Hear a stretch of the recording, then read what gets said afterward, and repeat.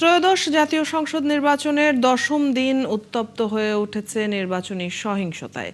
ভোলার বোরহানউদ্দিনের সংঘর্ষে জড়িয়ে পড়েছেন বিএনপি ও জামায়াতের প্রার্থীর কর্মী সমর্থকরা। ফেনীর বাগেরহাট, চাঁদপুর ও নেত্রকোনায় জোর কদমে চলছে বিএনপির নির্বাচনী প্রচার। ভোটারদের কাছে দলের প্রধানের বার্তা ও পরিকল্পনা পৌঁছে দিচ্ছেন প্রার্থীরা। সহকর্মীদের পাঠানো তথ্য ও ছবিতে প্রতিবেদন।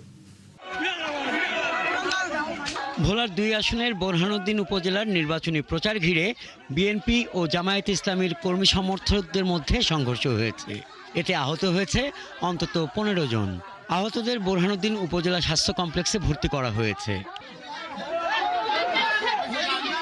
শনিবার সকাল ৯:৩০টার দিকে উপজেলার টবগী ইউনিয়নের ৭ নম্বর ওয়ার্ডে এ সংঘর্ষ বাধে। পরে পুলিশ ও নৌবাহিনী পরিস্থিতি নিয়ন্ত্রণে আনে। এটা আমরা শোনার সাথে সাথে আমরা অতি দ্রুত ঘটনাস্থলে যাই এবং বাংলাদেশ নৌবাহিনী যে সদস্য তারা একসাথে পরিস্থিতি স্বাভাবিক করে নিয়ে আসি।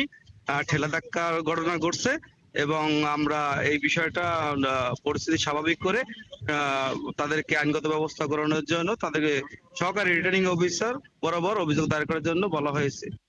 বাগেরহাটের শরণখোলা উপজেলার সাউথখালী ইউনিয়নের চালিতাবুনিয়া এলাকায় বিএনপির নেতারা গ্রামে গ্রামে ঘুরে বাগেরহাট ৪ আসনের বিএনপির মনোনীত ধানের শীষের প্রার্থী সোমনাথ দের সমর্থনে নির্বাচনী গণসংযোগ করেন। চাঁদপুর ৩ আসনে নির্বাচনী প্রচারের দশম দিনে সদর উপজেলার আশিকাঠি ইউনিয়নে গণসংযোগ ও উঠান বৈঠক করেন বিএনপির শেখ ফরিদ আহমেদ মানিক। এতে তিনি তারেক রহমানের ভবিষ্যৎ পরিকল্পনার কথা তুলে ধরেন। নেত্রকোনা ২ আসনে বিএনপির মনোনীত প্রার্থী ডাক্তার আনোয়ারুল হকের পক্ষে প্রচার করে পৌর বিএনপি ও সহযোগী সংগঠনগুলো।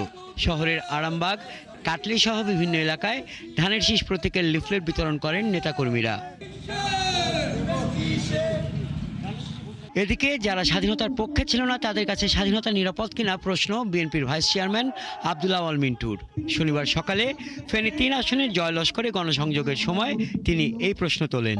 তারা স্বাধীনতার পক্ষে ছিল না, তারা কি স্বাধীনতা রক্ষা করতে পারবে? হাসান আহমেদ, ৭১। যদি বাংলাদেশকে